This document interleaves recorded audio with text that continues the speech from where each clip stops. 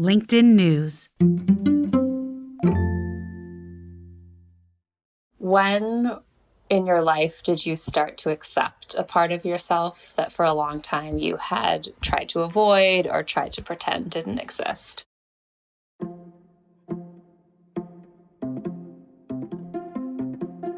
Hey everyone, from LinkedIn News, this is In the Arena, a podcast exploring human potential. I'm Leah Smart, and every week you'll find me right here in conversation with authors, experts, and changemakers, learning how we can improve our lives and our world by transforming ourselves. So this week, I wanted to start with some real talk about big feelings. That's the name of the new book by Liz Fosslien, who you heard at the top of the show. She is a bestselling co-author and an illustrator who bottles up experiences we've all had that are just either hard to explain or hard to talk about. And she creates these simple and mighty illustrations with them that I think are pure magic. Liz's first co-authored book, No Hard Feelings, was called the Best Book of the Year by both NPR and Fortune. And it created buzz by telling people, yes, it's okay to embrace your emotions at work. And this year, she and her co-author, Mollie West Duffy, decided to explore 7 big feelings in their new book. Here's what I was shocked to learn as I started to study human development and psychology.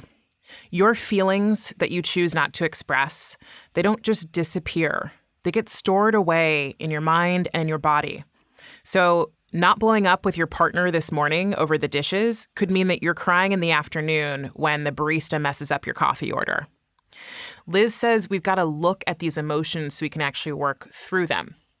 But I love where she started with her big question.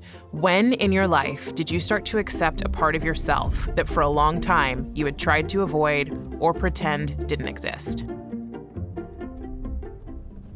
It's largely feelings of shame around things that as an outsider, at least I don't feel like they should be ashamed of. But I think often we receive these implicit cues often early in life around certain parts of our identity or our personalities, being an introvert. If you've been socialized in a certain way, breaking out of that mold. And so people try not to behave in certain ways. And then often later in life, often in your 30s or after you leave the 20s, it's like, this is just me and it's okay. And the people who love me are going to love me even more for expressing these parts of myself that I didn't feel comfortable showing earlier on.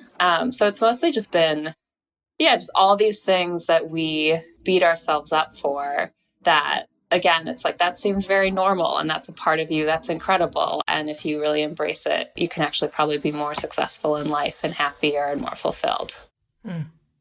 You're reminding me of, I know y'all didn't focus on the emotion of shame in this book, but you did talk about anxiety at the beginning with, and by the way, I'm not going to do a great job of describing perfectly your animations because they're just indescribable. But, it reminds me of the animation that you did, which is the size of the problem. And it's this tiny little dot.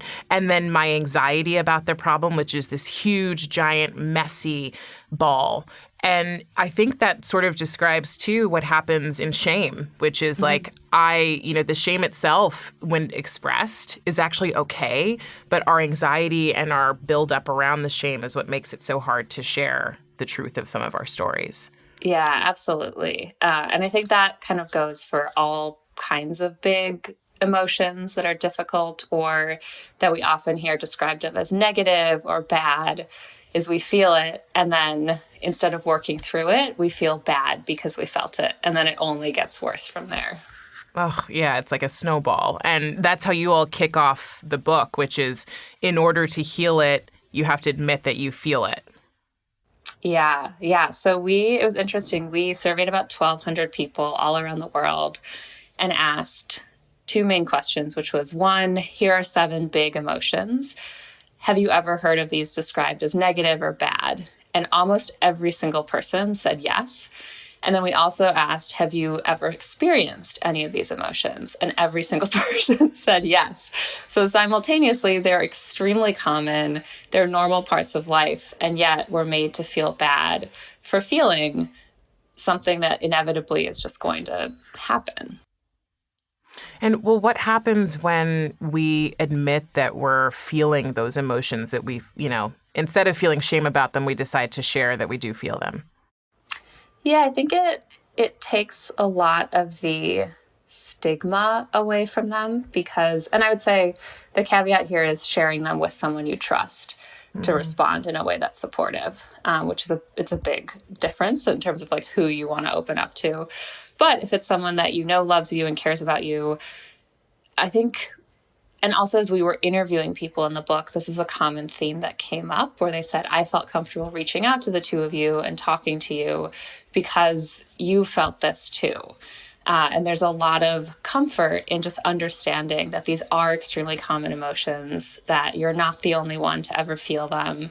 Because then you also look around and say, oh, these people all seem wonderful and normal. And maybe they felt it at one point, but now things are a little better. And that there's a lot of hope in that too. So I think one is just suddenly opening you up to the idea that you're not the only person, that there is a path forward. And the other is you can't even start to move on that path forward if you're just continually repressing everything that's coming up for you emotionally. So we're only going to talk about 4 of these big feelings today, but maybe, Liz, you can just share with us, what were those 7 that you all focused on for this book? Yeah, so we looked at uncertainty, comparison, anger, burnout, perfectionism, despair, and regret. Okay, so I just have to pause here because I'm laughing because I'm going, how many people are going to be so excited to look at these 7 things? Like, what was the response and reaction that you got or that you continue to get as you talk about bringing these tough feelings forward? Yeah, similar to what I mentioned before of, I think, just a sigh of relief is sort of the collective response, I would say, of people saying, yes, I have felt this, especially, the book is coming out on the wave of 2 extremely challenging years for people for kind of every reason you can possibly think of. These have been hard. And so I think just, again, the normalization of people saying, I've really been through this. And yes, people have started to become more open about it, but not fully. There's still a lot of work to be done. And so to have a space or have people continuing this conversation is really valuable. So you shared something that you've also talked about in a short TED, which was really around selective vulnerability, thinking about how you share what you share with someone that you trust. Is that what you'd call selective vulnerability? Yeah, selective vulnerability applies to leadership. And everyone can be a leader in their own way. But I would say this is specifically usually for the workplace, where you are walking this line between being vulnerable, being open about what's going on with you, because that's how you establish human connections. More and more, the research shows that people want to follow a leader to whom they feel connected, who shows empathy, that they just feel likes them as a human and wants to support them beyond just being an employee. And still, as a leader, you also have to continue creating stability for your team. So the example that Mollie, my co-author, and I often give is if there's something really challenging, like there's a problem with a business or you've lost a big customer, one form of emotional expression as a leader is to walk in and say, I don't know how we're getting through this. This is horrible. I couldn't sleep last night. Start crying. And that might actually all be true, but you're not stabilizing things for your team. So you're kind of undermining your ability to lead because people might relate to that emotion, but they'll start to get really nervous and might want to look for new jobs. They won't know what to do next. And of course, on the flip side is walking in and saying, we lost this customer, let's move on. And that also doesn't make people feel good because clearly there's something big that happened, and to have no reaction makes you seem more like a robot than a human.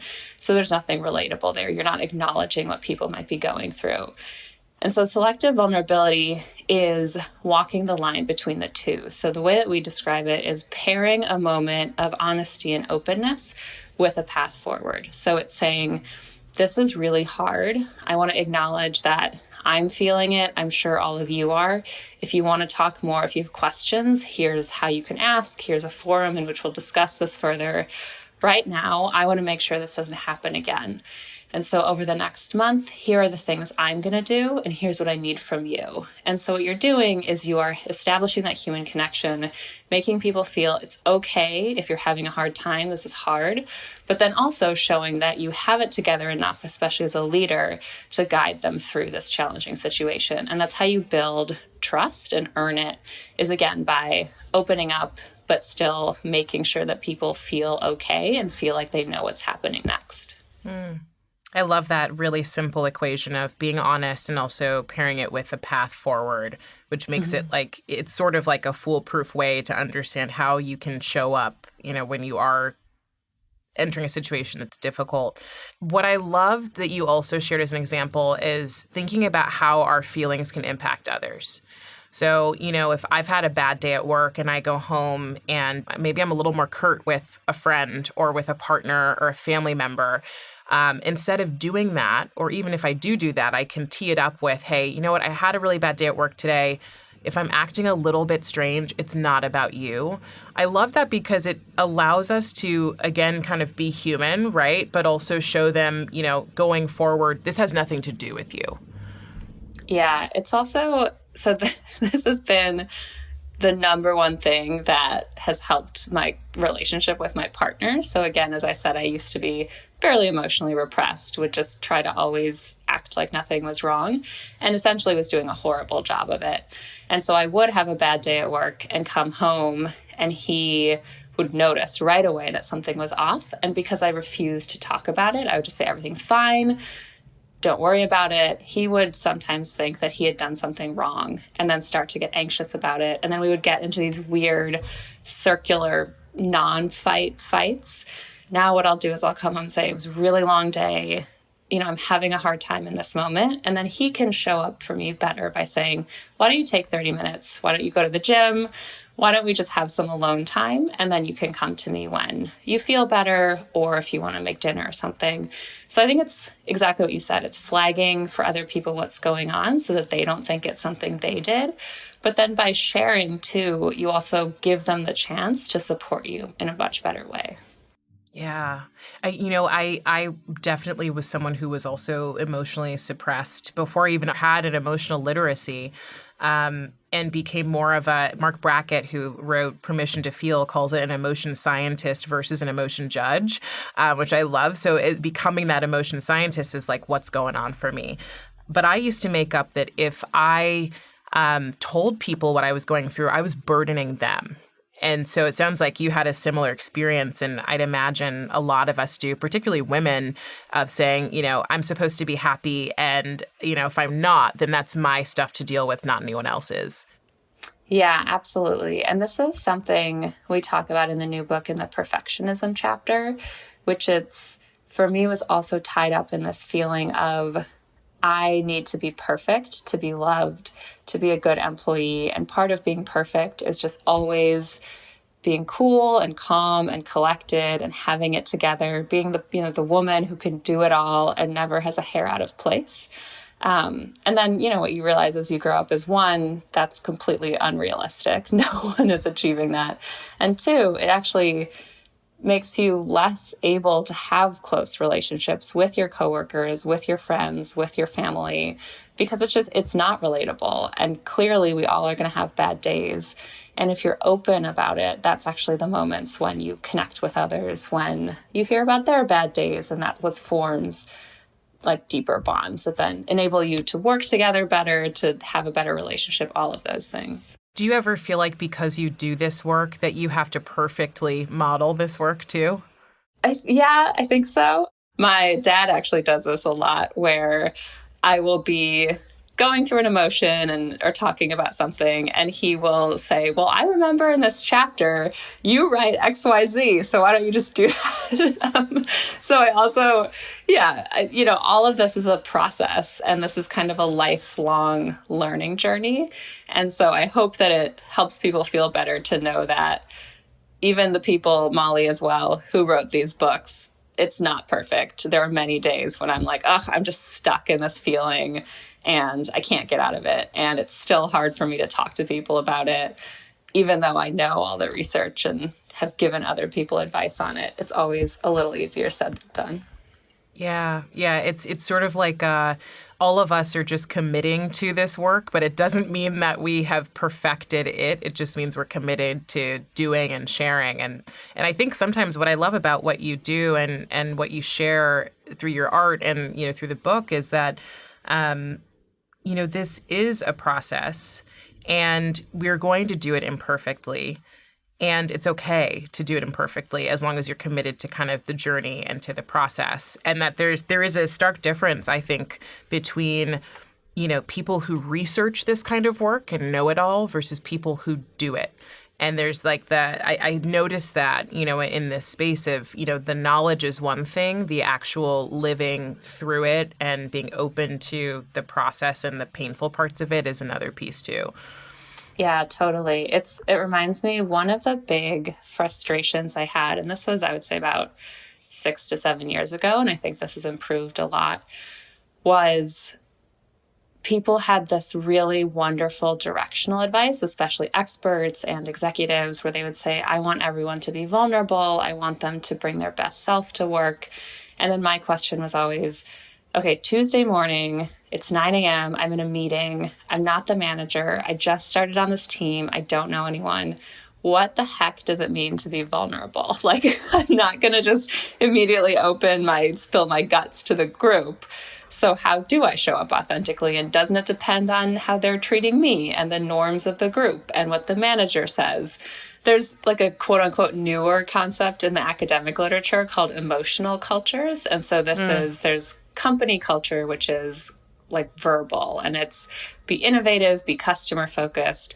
And then emotional cultures are sort of the implicit norms that guide how we think we can show up and what emotions we feel we can express.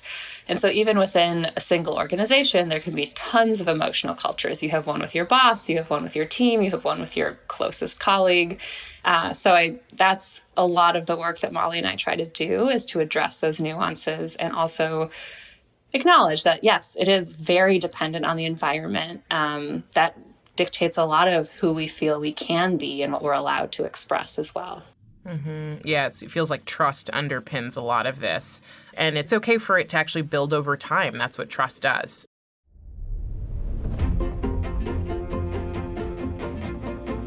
We're going to take a quick break, but I want to make sure you're picking up what she's putting down here. If you want to feel better, you got to start with identifying what it is you're feeling and admitting that to yourself. And if you need a little bit of added support, reach out to someone you trust and share it with them too. When we get back, Liz helps us navigate 4 of the big feelings.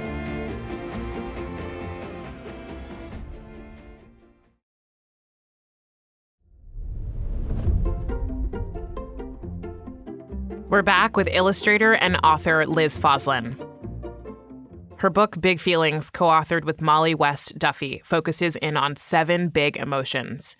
Now, I wish we'd had time to get into all of them, but I decided instead to focus on 4 of the big feelings I was most curious about. So here we go. I'm cheering you on as we walk through uncertainty, anger, comparison, and regret. Tell me a little bit about uncertainty. Like what came up that we need to know about uncertainty, particularly after all the things that we've been through the last 2 years? Yeah, the first is one thing, again, in speaking to many, many people about this and also thinking about our own experiences. This is my co-author, Mollie, and me really thinking about, I think in the face of uncertainty, we often beat ourselves up for feeling bad, for feeling stressed. And anxiety is an absolutely normal response to not knowing what's going to happen next. Humans hate uncertainty. There's lots of research that shows that we would actually rather know for certain that something really bad is going to happen tomorrow than have like a 20% chance of something bad happening tomorrow. The 20% chance is actually better for us long term because there's an 80% chance it's fine, but just the not knowing really makes us nervous. So the other thing that I found is people who research uncertainty love to deliver electric shocks. Like all of the experiments are just like shocking people. But so one of these experiments is they split people randomly into 2 groups, told one group, you have a 99% chance of getting this harmless but painful electric shock, and the other group had a 1% chance. And then they asked each group, how much are you willing to pay, to offset that chance of getting a shock? And the groups were willing to pay the exact same amount of money. So again, it's not really related to the likelihood of something bad happening, just the not knowing feels overwhelmingly bad. So the lesson that I've pulled out of that for myself is just because I'm really anxious about an uncertain future, I don't need to lean into that. It doesn't necessarily mean that a bad thing is guaranteed to happen, which is often what we do. We're like, this feels bad, I'm not sure, and so I'm really going to go down this path of freaking out about the worst case scenario. Another thing that's been really helpful in talking to people is separating what we call the beyonds from the withins. So really breaking it down, and instead of latching onto this worst case scenario, writing out like, okay, I have all these nebulous anxieties. What are the specific things I'm afraid of that might happen? And within that, what are the things I can do something about? Those are the withins. And what are the things that are basically out of my control? And those are the beyonds. So beyond might be COVID spreading a lot more. As an individual, there's some small things you can do to protect yourself, but ultimately, you or I can't prevent a global pandemic. And so just knowing and admitting to yourself, like, this is beyond my control, can make it a little easier to let go. But if it's something like, I'm not sure I'm going to hit this deadline by Friday, you can talk to your manager. You can set aside some time tonight to get ahead. You can think about how you might shrink the scope of the project. There are things that you can actively do that will help you feel less anxious about it. So I think that's also a really valuable practice, and also remembering it's really up to you to determine what's within and what's beyond. I love that description of what's beyond, what's within. In the book, you said we don't resist change, we resist loss. And that just that hit me. I was like, wow, when uncertainty is really at its highest, I am not resisting, not knowing, I'm resisting losing something or perceived loss. Yeah, I think that's where the focusing on the worst case scenario happens a lot. So another question that we invite readers to ask themselves is, what is the actual probability that this worst case scenario happens? So if you're moving to a new city, the loss you might be afraid of is, I have no more friends. I lose all the friends in the old city. I become this shell of who I was because I'm just so filled with regret. And most likely, yeah, totally. I never leave my apartment again. Right. And yeah, that's a really scary, it's like a loss of identity, a loss of community.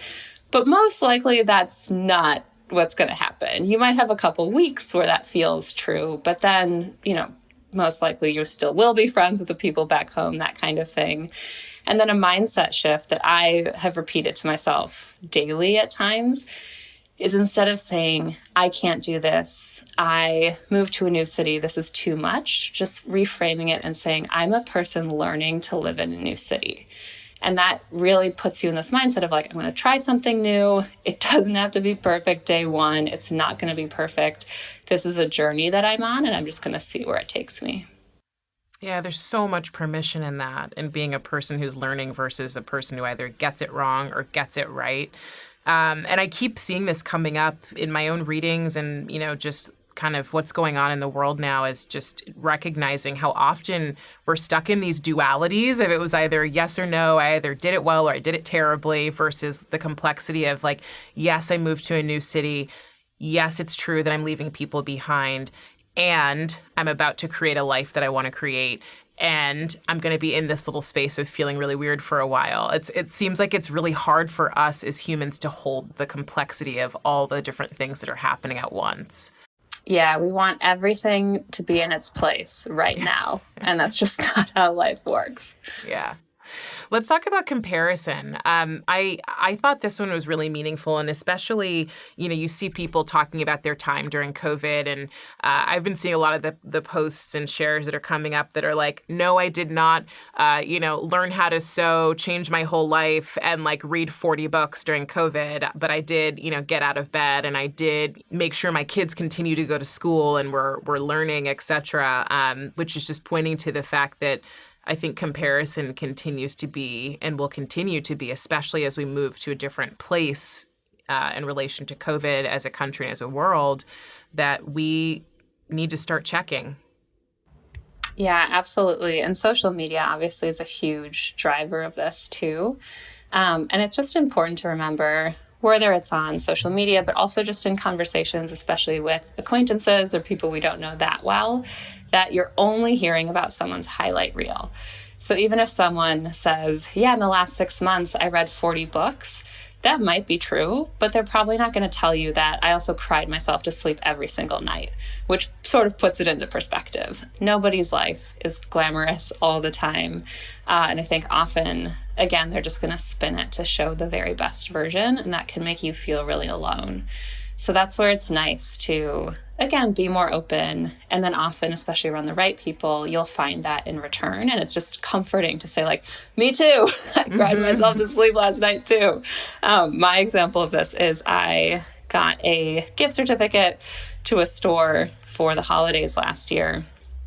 And I just was having a hard year. And I thought, I'm going to go into the store. I'm going to go online. And the first thing that sparks joy for me, I'm going to purchase. I'm not going to question it. I'm just going to hit click, like hit buy. And it ended up being this like 2-foot tall stuffed octopus that I just thought was so cute. And so I bought it.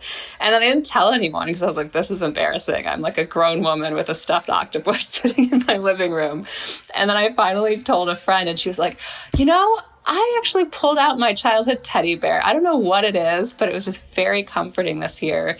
And then later she sent me an article someone had written about adults just finding comfort in like plush toys again, or just like eating Pop-Tarts or playing Legos or all these things that just make us feel safe because they might remind us of happier, easier times. And so again, that was something where, yeah, it just felt so good to admit that to someone and then suddenly see that I wasn't alone in that. But that's, a year went by and I certainly didn't post that on LinkedIn that I have this stuffed animal. Right. And that I love that. We're seeing people's highlight reels. We don't know what's actually going on. And, you keep coming back to this I think with all of these big feelings, common humanity.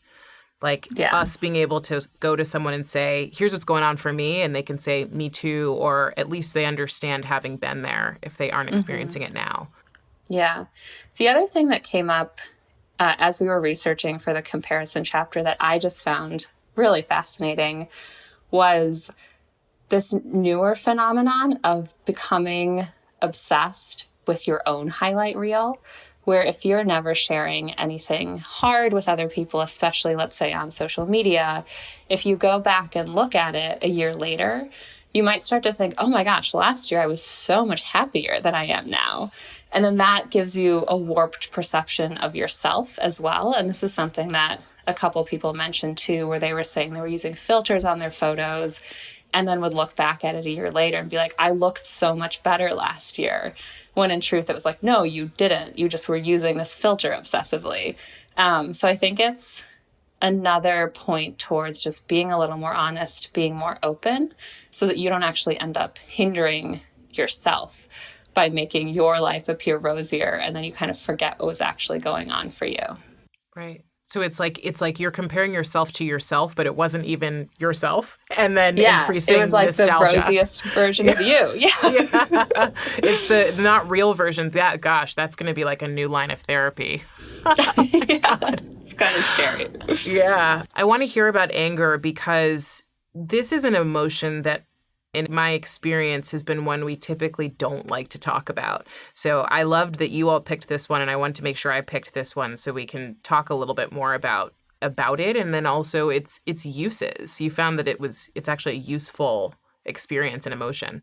Yeah, so anger is really closely tied with shame, and I think is the chapter where we spend a lot of time too talking about identity. So when we think about how we're socialized, girls are sugar and spice and everything nice. And then boys, it's just expected that they're going to like thwack each other on the playground. And that's just boys being boys.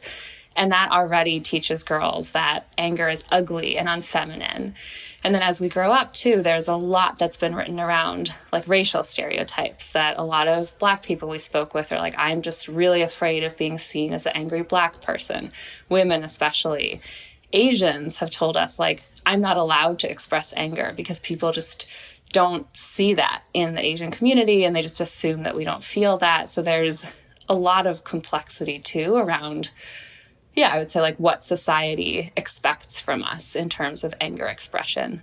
So that we spend a lot of time talking about in the book. But then, the research shows that anger is actually a really powerful tool that motivates us to advocate for ourselves.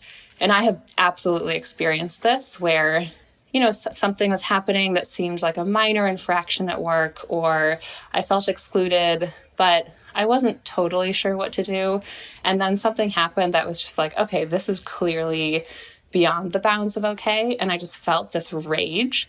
And that was finally what motivated me to be like, I need a new job, or I need to have a conversation with this person. And so there's a lot of value. One, if we just continue suppressing anger, that actually hurts ourselves a lot. Like you kind of carry that around with you, and that can manifest then as physical symptoms. So it's really, really unhealthy.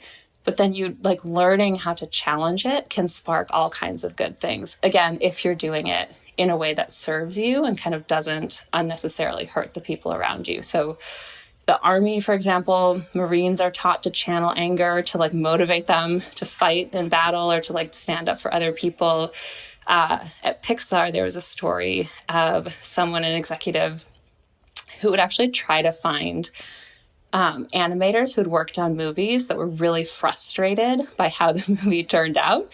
And they were angry about the process, about some decisions that had been made. And then he would say, well, what movie do you want to make? And he actually found that led to these amazing other ideas because they had so much kind of pent up creative energy that we call anger. So lots of examples of how, it can really, really serve us. Yeah, and I love the phrase that you use from David Kessler, which is that anger is pain's bodyguard. Mm-hmm. Because I think what happens a lot in our society is most people don't want to see it or are told that it's aligned to danger or violence, rage, and so it shouldn't be expressed. And yet, if you're someone who there are people I know who maybe feel anger more often. I personally would say I don't feel it as often. So it was also an interesting one to look at because it's not as relatable, but I see it.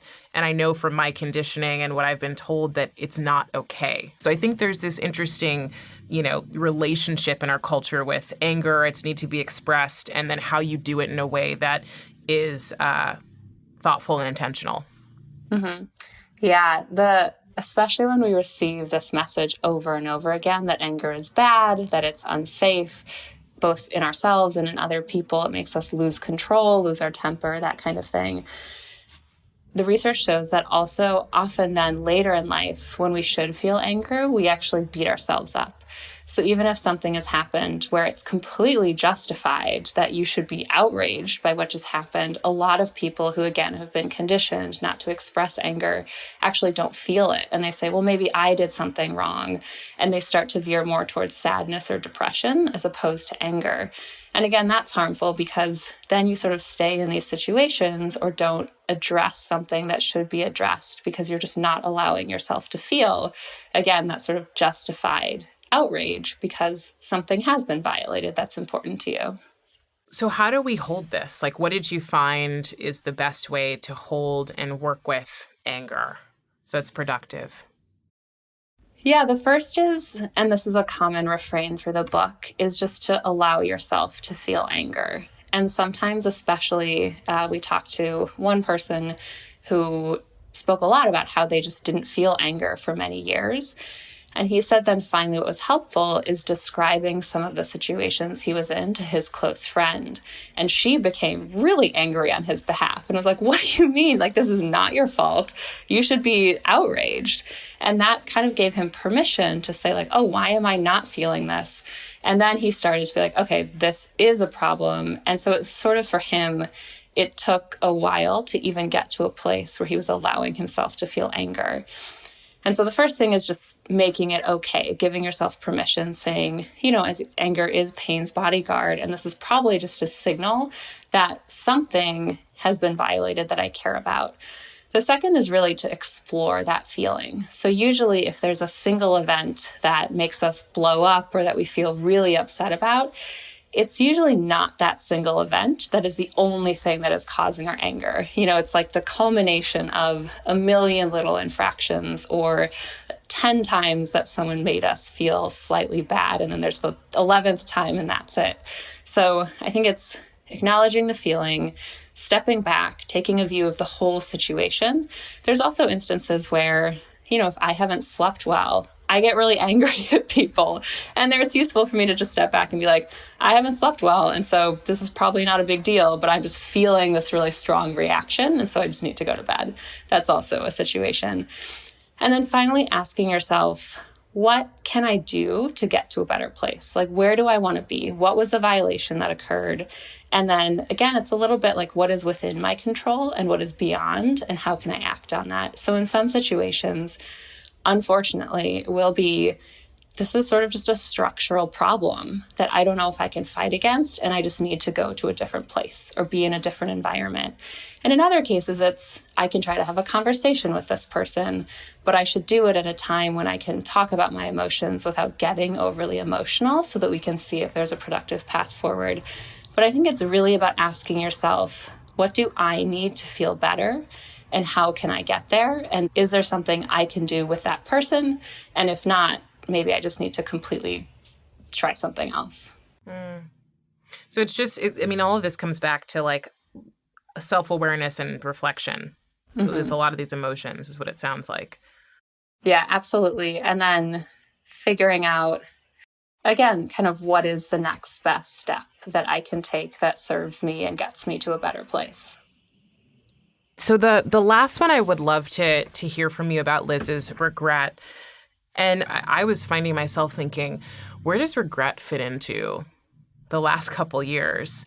Yeah, so it came up a lot in the context of people just have had more time to ruminate and to think about the past. A big theme that came up, especially in, I would say, the first couple months of the pandemic, was the slowing down of life and suddenly having this time to reflect as opposed to being forward-looking. And then also a lot of people went through experiences that caused them to redefine how they want to spend their time and what they find meaningful. And so I think that also often leads us to say like, really what matters to me is being there for the people that I love. And when I look back at the last 5 years, that wasn't exactly how I was prioritizing my time. So that's been a big theme. And then there's also, we've talked to a lot of people at different phases in their life. So younger people who missed out on their freshman year of college, older people who are like, I'm 65 and these are kind of my last maybe good, healthy years. This is a quote. This is not me telling people that that's the truth. But this is someone said this to me and they said, I wanted to travel. I retired. I wanted to be with my family and I've just been cooped up. And it just makes me really afraid of, is this ever going to end? Is this just how I end my life? So I think it's a combination of the last 2 years feeling like we're missing out on so much and having regret around that, and then having more time to reflect back on our lives and think about, did I really make the right choices at point A or point B? What's the upside of regret? Well, the downside is it's usually very painful, but as with most big feelings, that can be motivational. So really feeling the sting of something you wish you had done can help clarify how you should make a decision if you're in a similar situation in the future. So looking back and saying, I wish I had prioritized my family or my health in the past. If that really, really hurts or weighs on you, chances are you're actually much more likely in the future to make a choice in which you are putting your well-being first, in which you are choosing your family over work, over other things. So it just helps us course correct. Yeah. So again, it's all about acknowledging what's going on for us, because if you don't do that, you also don't uncover the lesson within that feeling. The overarching understanding I have after reading through this and, doing my own research and getting the chance to look at yours is these are feelings and emotions we've historically avoided. But in order to move forward, and be better for ourselves, be better for, other people and for the work that we're doing and the world we're living in, we've got to actually look at all of these emotions, acknowledge them, and then process and work through them. Absolutely. Yeah. And I think the fact that we haven't done any of that work is what gives emotions a bad name in some contexts, because we ignore and ignore and ignore, and then it bubbles out in these really unhelpful ways, right? So you suddenly find yourself sobbing at work because you just are so frustrated and haven't checked in with that feeling over the last 6 months. Or, you just never connect with your anger, and then suddenly you just like hit the wall in a burst of this just has to come out in some way. And so if we get better at, in smaller moments, saying, oh, I'm feeling something, what can I do to move forward? Should I have a conversation about this? We also make it less likely that these big explosions of emotion happen in the future. And so I think how we've even talked about and treated emotions has led to this negative perception of emotion that is kind of correct, but it's just because we have never learned the vocabulary, as you said, and haven't become emotional scientists. I love that phrase. I know, that was a good one.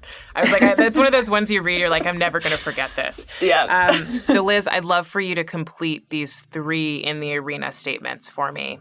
Better humans are comfortable with emotions and having them. Better work is a place where it's okay to talk about emotions, and it's acknowledged that, again, people will have them. And a better world has emotions. Repetitive, but I think the world would be better served if we just all were more open about our feelings. Love it. Thank you so much for joining me today, Liz. Thanks for having me. This was great. That was Liz Fosslien, co-author of Big Feelings with Mollie West Duffy and head of communications and content at Humu. Check out her illustrations on LinkedIn. I promise you will feel seen. And one big thing before we go. Every emotion is a clue to what's going on for you. And every time you explore them, as scary as they may be, you create a richer life experience. If today's show helped you on your journey, hop on to Apple Podcasts and give us a rating. And if the spirit moves you, write a quick review. It helps other listeners like you find this show and grow with our community. In the Arena is a production of LinkedIn News. The show is produced by Michelle O'Brien with help from Sarah Storm. Joe DeGiorgi mixed our show.